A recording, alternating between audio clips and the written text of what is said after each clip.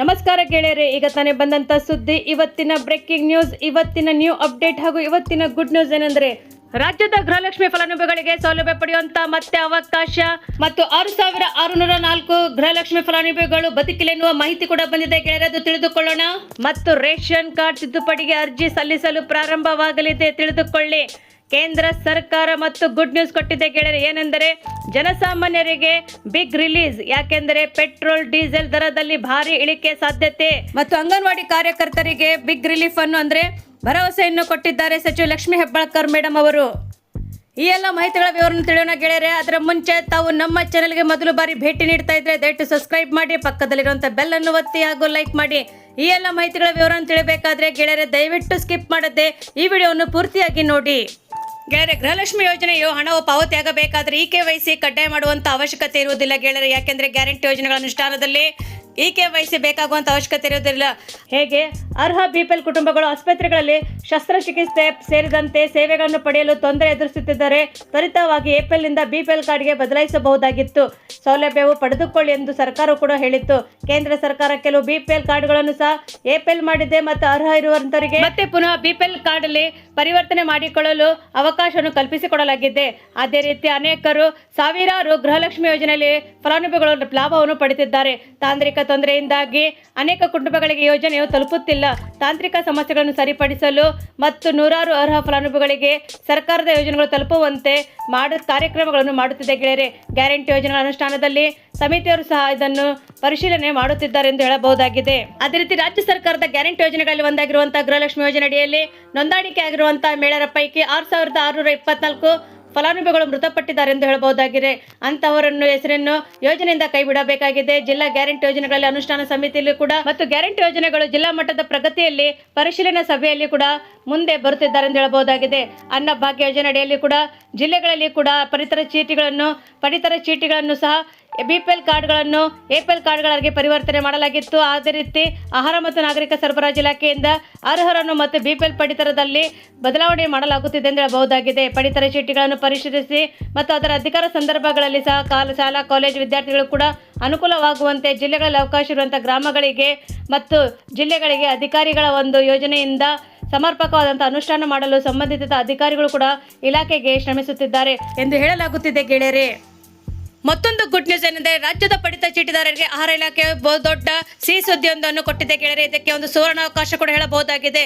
ಯಾಕೆಂದರೆ ಕಳೆದ ಹಲವು ದಿನಗಳಿಂದ ರೇಷನ್ ಕಾರ್ಡ್ನಲ್ಲಿ ತಿದ್ದುಪಡಿ ಹಾಗೂ ಹೊಸ ಸದಸ್ಯರ ಹೆಸರನ್ನು ಸೇರಿಸಲು ಕಾಯುತ್ತಿದ್ದ ನಾಗರಿಕರಿಗೆ ಮುಕ್ತವಾದಂತಹ ಅವಕಾಶವನ್ನು ಕಲ್ಪಿಸಿಕೊಡಲಾಗುತ್ತಿದೆ. ಪಡಿತರ ಚೀಟಿಯು ಕೇವಲ ಅಕ್ಕಿ ಪಡೆಯುವ ಕಾರ್ಡ್ ಆಗಿರದೆ ಸರ್ಕಾರದ ವಿವಿಧ ಗ್ಯಾರಂಟಿ ಯೋಜನೆಗಳು ಮತ್ತು ಸೌಲಭ್ಯಗಳನ್ನು ಪಡೆದುಕೊಳ್ಳಲು ಅಗತ್ಯವಾದಂತಹ ದಾಖಲೆ ಆಗಿರುವುದರಿಂದ ಇದನ್ನು ತಿದ್ದುಪಡಿ ಪ್ರಕ್ರಿಯೆ ಕೂಡ ಅತ್ಯಂತ ಮಹತ್ವದ್ದಾಗಿರುತ್ತದೆ ಗೆಳೆಯರೆ. ಇನ್ನು ವರ್ತಮಾನ ಸಮಯದಲ್ಲಿ ಆಹಾರ ಮತ್ತು ನಾಗರಿಕ ಸರಬರಾಜು ಇಲಾಖೆಯು ಸಹ ತಿದ್ದುಪಡಿ ಮಾಡಿಕೊಳ್ಳಲು ಸಮಯವನ್ನು ಸಹ ಕೊಟ್ಟಿದೆ ಗೆಳೆಯರೆ. ಪೂರ್ಣಗೊಳಿಸಲು ಆದೇಶವನ್ನು ಸಹ ಹೊರಡಿಸಿದೆ ಗೆಳೆಯರೆ.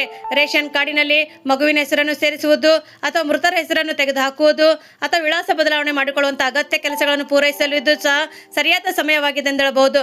ತಾಂತ್ರಿಕ ಕಾರಣಗಳಿಂದ ಹಿಂದೆ ವಿಳಂಬವಾಗಿದ್ದಂತಹ ಪ್ರಕ್ರಿಯೆಗಳು ಈಗ ಚಾಲನೆಯಲ್ಲಿ ಸಿಕ್ಕಿದ್ದು ಸಾರ್ವಜನಿಕರು ನಿಗದಿತ ಅವಧಿಯೊಳಗಡೆ ತಮ್ಮ ದಾಖಲೆಗಳನ್ನು ಸರಿಪಡಿಸಿಕೊಳ್ಳಲು ಇಲಾಖೆಯು ಸೂಚಿಸಿದೆ ಎಂದು ಹೇಳಬಹುದಾಗಿದೆ ಗೆಳೆಯರೆ. ಈಗಾಗಲೇ ಕೆಲವು ಜಿಲ್ಲೆಗಳಲ್ಲಿ ಚುರುಕಿನಿಂದ ಕೆಲಸಗಳು ನಡೆಯುತ್ತಿದೆ ಎಂದು ಆರಂಭವಾಗಿ ಕೂಡ ಹೇಳಬಹುದಾಗಿದೆ. ಉಳಿದ ಜಿಲ್ಲೆಗಳಲ್ಲಿ ಜನರು ತಮ್ಮ ಹತ್ತಿರದ ಸೇವಾ ಕೇಂದ್ರಗಳನ್ನು ಸಂಪರ್ಕಿಸಿ ಹೆಚ್ಚಿನ ಮಾಹಿತಿಯನ್ನು ಪಡೆಯಬಹುದಾಗಿದೆ. ಯಾವುದೇ ವಿಳಂಬ ಮಾಡದೆ ದಾಖಲೆಗಳೊಂದಿಗೆ ಅರ್ಜಿಯನ್ನು ಸಲ್ಲಿಸುವುದು ಸೂಕ್ತವಾಗಿದೆ ಎಂದು ಹೇಳಬಹುದು.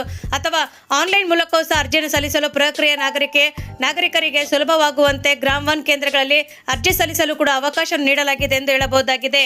ಮತ್ತು ಪಡಿತರ ಚೀಟಿಯನ್ನು ಹೊಂದಿರುವಂತಹ ಗ್ರಾಹಕರು ಯಾವುದೇ ಪಟ್ಟಿಯಲ್ಲಿರುವಂತಹ ತಿದ್ದುಪಡಿಯನ್ನು ಮಾಡಲು ಅಗತ್ಯವಾದಂತಹ ದಾಖಲೆಗಳು ಸಮೇತ ಅರ್ಜಿಯನ್ನು ಸಲ್ಲಿಸಲು ಅವಕಾಶ ನೀಡಲಾಗಿದೆ. ಹೊಸ ಸದಸ್ಯರ ಸೇರ್ಪಡೆ, ಕುಟುಂಬಕ್ಕೆ ಹೊಸದಾಗಿ ಸೇರುವಂತಹ ಹೆಸರುಗಳನ್ನು ಸೇರಿಸುವುದು ಮತ್ತು ಹೆಸರನ್ನು ತೆಗೆದುಹಾಕುವುದು, ಕುಟುಂಬದಲ್ಲಿರುವಂತಹ ಯಾರಾದರೂ ಮೃತಪಟ್ಟರೆ ಅವರ ಹೆಸರನ್ನು ವಜಾ ಮಾಡುವುದು, ವಿಳಾಸ ಬದಲಾವಣೆ ಮತ್ತು ಒಂದು ಸ್ಥಳದಿಂದ ಮತ್ತೊಂದು ಸ್ಥಳಕ್ಕೆ ಹೋಗಿದ್ದರೆ ಅದರ ವಿಳಾಸವನ್ನು ತಿದ್ದುಪಡಿ ಮಾಡುವುದು, KYC ಮತ್ತು ಸದಸ್ಯರ ಆಧಾರ ಜೋಡಣೆ ಹಾಗೂ ದೃಢೀಕರಣ ಪ್ರಮಾಣ ಪತ್ರ, ಹೀಗೆ ಮುಖ್ಯಸ್ಥರ ಬದಲಾವಣೆಗಳು, ಕುಟುಂಬದ ಯಜಮಾನ ಅಥವಾ ಯಜಮಾನಿಯ ಬದಲಾವಣೆಗಳು, ಫೋಟೋ ತಿದ್ದುಪಡಿ, ಸದಸ್ಯರ ಹಳೆಯ ಫೋಟೋ ಬದಲಾಯಿಸುವುದು ಮತ್ತು ಹೊಸ ಫೋಟೋಗಳನ್ನು ಅಪ್ಡೇಟ್ ಮಾಡುವುದು, ಹೀಗೆ ಅನೇಕ ಬದಲಾವಣೆಗಳನ್ನು ಮಾಡಿಕೊಳ್ಳಲು ಅವಕಾಶವನ್ನು ಕಲ್ಪಿಸಿಕೊಡಲಾಗಿದೆ ಎಂದು ಹೇಳಬಹುದಾಗಿದೆ.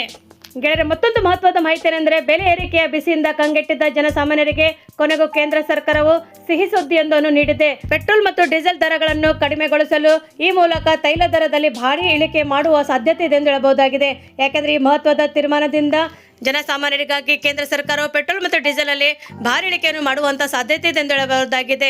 ಯಾಕೆಂದ್ರೆ ಈ ಬದಲಾವಣೆಗಳಿಂದ ಜನಸಾಮಾನ್ಯರಿಗೆ ನೇರವಾಗಿ ತಕ್ಷಣ ಲಾಭ ಕಾಣಿಸಿದ್ದರೂ ಕೂಡ ಪರೋಕ್ಷವಾಗಿ ಪ್ರಯೋಜನವಾಗಬಹುದಾಗಿದೆ. ತೈಲ ಕಂಪನಿಗಳ ವೆಚ್ಚ ಕಡಿಮೆ ಮಾಡುವುದರಿಂದ ಭವಿಷ್ಯದಲ್ಲಿ ಪೆಟ್ರೋಲ್ ಮತ್ತು ಡೀಸೆಲ್ ಬೆಲೆ ಇಳಿಕೆಯಾಗುವಂತ ಸಾಧ್ಯತೆ ಇದೆ. ಇಂಧನದ ದರ ಸ್ಥಿರತೆಯಾಗಿರುವುದರಿಂದ ಸಾರಿಗೆ ವೆಚ್ಚ ಕಡಿಮೆಯಾಗಿ ವಸ್ತುಗಳ ಬೆಲೆ ಏರಿಕೆಯಾಗುವಂತ ನಿಯಂತ್ರಣ ಕೂಡ ಮಾಡಬಹುದಾಗಿದೆ. ವಿಮಾನ ಇಂಧನ ಸಡಿಲಿಕೆಗಳಿಂದ ಕೂಡ ವಿಮಾನ ಟಿಕೆಟ್ ದರಗಳು ಕೂಡ ಕಡಿಮೆ ಆಗುವಂತ ಸಾಧ್ಯತೆ ಇದೆ ಎಂದು ಹೇಳಬಹುದಾಗಿದೆ. ಹಾಗಾದರೆ ಗಮನಿಸಬೇಕಾದಂಥ ಮುಖ್ಯ ಅಂಶಗಳೇನೆಂದರೆ ತಿದ್ದುಪಡಿಗಳಲ್ಲಿ ಪ್ರಮುಖವಾಗಿ ಪೆಟ್ರೋಲಿನ ಮೇಲಿನ ನಿರ್ಗಮಿತ ಸುಂಕವನ್ನು ಲೀಟರ್ಗೆ 13ರಿಂದ 3ಕ್ಕೆ ಇಳಿಸಲಾಗುತ್ತದೆ. ಅದೇ ರೀತಿ ಡೀಸೆಲ್ ಮೇಲಿರುವಂತಹ ನಿರ್ಗಮನ ಸುಂಕವನ್ನು 10ರಿಂದ 0ಕ್ಕೆ ತಗ್ಗಿಸಲಾಗುತ್ತದೆ ಎಂದು ಹೇಳಲಾಗಿದೆ. ಕಡಿತವಾದಂತಹ ಗ್ರಾಹಕರಿಗೆ ತಕ್ಷಣವಾಗಿ ಮಟ್ಟದಲ್ಲಿ ಬೆಲೆ ಇಳಿಕೆಯು ತರಲಾಗುವುದು ಎಂದು ಗಮನಾರ್ಹವಾಗಿದೆ. ಪ್ರಯೋಜನಗಳು ಏನೆಂದರೆ ತೈಲ ಮಾರುಕಟ್ಟೆಗಳಲ್ಲಿ ಕಂಪನಿಗಳು ತಮ್ಮ ವೆಚ್ಚವನ್ನು ಕಡಿಮೆ ಮಾಡಲು ಬಳಸಿಕೊಳ್ಳುವಂತಹ ಸಾಧ್ಯತೆ ಇದೆ ಎಂದು ಕೂಡ ಹೇಳಲಾಗಿದೆ. ಕೇಂದ್ರ ಸರ್ಕಾರವು ಮಹತ್ವದ ನಿರ್ಧಾರ ಏನೆಂದರೆ ರಫ್ತುಗಳಿಗೆ ಸಂಬಂಧಿಸಿದಂತೆ ಸರ್ಕಾರ ಕೆಲವು ಮಹತ್ವದ ನಿರ್ಧಾರಗಳನ್ನು ಕೈಗೊಂಡಿದೆ.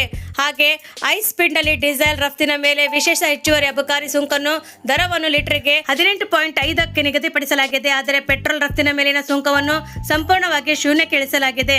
ಪೆಟ್ರೋಲ್ ರಫ್ತುಗಳನ್ನು ಉತ್ತೇಜಿಸಲು ನಿರೀಕ್ಷೆಯನ್ನು ಮೂಡಿಸಿದೆ ಎಂದು ಹೇಳಬಹುದಾಗಿದೆ. ಮತ್ತೊಂದು ವಿಶೇಷ ಮಾಹಿತಿ ಏನೆಂದರೆ ಮಹಿಳಾ ಮತ್ತು ಮಕ್ಕಳ ಅಭಿವೃದ್ಧಿ ಇಲಾಖೆಯ ಸಚಿವರಾದಂಥ ಲಕ್ಷ್ಮೀ ಹೆಬ್ಬಾಳ್ಕರ್ ಮೇಡಮ್ ಅವರು ಅಂಗನವಾಡಿ ಕಾರ್ಯಕರ್ತರಿಗೆ ಭರವಸೆಯನ್ನು ನೀಡಿದ್ದಾರೆ. ಗೆಳೆಯರೆ, ಮಹಿಳಾ ಮತ್ತು ಮಕ್ಕಳ ಅಭಿವೃದ್ಧಿ ಇಲಾಖೆಯ ಕೇಂದ್ರ ಕಚೇರಿಯಲ್ಲಿ ಸಚಿವ ಲಕ್ಷ್ಮೀ ಹೆಬ್ಬಾಳ್ಕರ್ ಮೇಡಮ್ ಅವರು ನಡೆಸಿದಂಥ ಸಭೆಯಲ್ಲಿ ಅಂಗನವಾಡಿ ನೌಕರರ ಸಂಘದ ಪದಾಧಿಕಾರಿಯಾಗಿ ಪಾಲ್ಗೊಂಡಿದ್ದರು. ಅದಲ್ಲದೆ ಅಂಗನವಾಡಿ ಕಾರ್ಯಕರ್ತೆಯರಿಗೆ ಸಹಾಯಕರಿಗೆ ಗೌರವಧನ ಹೆಚ್ಚಳ, LKG UKG ಸೇರಿದಂತೆ ಮೂಲಭೂತ ಸೌಕರ್ಯಗಳನ್ನು ಒದಗಿಸುವುದರ ಬಗ್ಗೆ ಸಚಿವೆಯರು ಪದಾಧಿಕಾರಿಗಳೊಂದಿಗೆ ಸುದೀರ್ಘವಾಗಿ ಚರ್ಚೆಯನ್ನು ನಡೆಸಿದರು. ಹಾಗೆ ಅಂಗನವಾಡಿ ಕೇಂದ್ರಗಳು ಮತ್ತು ಅಂಗನವಾಡಿ ಕಾರ್ಯಕರ್ತೆಯರು ಸಹಾಯಕಿಯರ ಬಗ್ಗೆ ಸಹಕಾರ ಸಾಕಷ್ಟು ಕಾಳಜಿಯನ್ನು ವಹಿಸಿದೆ. ಬೇಡಿಕೆಗಳನ್ನು ಹಂತ ಹಂತವಾಗಿ ಈಡೇರಿಸುವುದು ಮತ್ತು ನಾನು ಎಲ್ಲರ ಹಿತರಕ್ಷಣೆಗೆ ಬದ್ಧನಾಗಿರುತ್ತೇನೆ ಎಂದು ಸಚಿವ ಲಕ್ಷ್ಮೀ ಹೆಬ್ಬಾಳ್ಕರ್ ಮೇಡಮ್ ಅವರು ತಿಳಿಸಿದರು ಎಂದು ಹೇಳಲಾಗುತ್ತಿದೆ. ಗೆಳೆಯರೆ, ತಾವು ನಮ್ಮ ಈ ವಿಡಿಯೋವನ್ನು ಮೊದಲವರೆಗೆ ನೋಡುತ್ತಿದ್ದರೆ ದಯವಿಟ್ಟು ಸಬ್ಸ್ಕ್ರೈಬ್ ಮಾಡಿ, ಪಕ್ಕದಲ್ಲಿರುವಂಥ ಬೆಲ್ ಅನ್ನು ಒತ್ತಿ ಹಾಗೂ ಲೈಕ್ ಮಾಡಿ. ತಮ್ಮೇನಾದರೂ ಸಲಹೆ ಇದ್ದರೆ ದಯವಿಟ್ಟು ಕಮೆಂಟ್ ಬಾಕ್ಸಲ್ಲಿ ನಿಮ್ಮ ಊರ ಹೆಸರು ಹಾಕಿ. ಗೆಳೆಯರೆ, ನಿಮ್ಮ ಸಲಹೆಗಳ ಮೂಲಕ ನಿಮಗೆ ನ್ಯೂ ಅಪ್ಡೇಟ್ ಮಾಡಲು ಮತ್ತೆ ನಮಗೆ ಅನುಕೂಲವಾಗುತ್ತದೆ. ನ್ಯೂ ಅಪ್ಡೇಟ್ ನಾವು ಮಾಡಬಹುದಾಗಿದೆ. ಈ ನಮ್ಮ ವಿಡಿಯೋವನ್ನು ತಾವು ಪೂರ್ತಿಯಾಗಿ ನೋಡಿದ್ದಕ್ಕೆ ತಮಗೆ ಧನ್ಯವಾದಗಳು.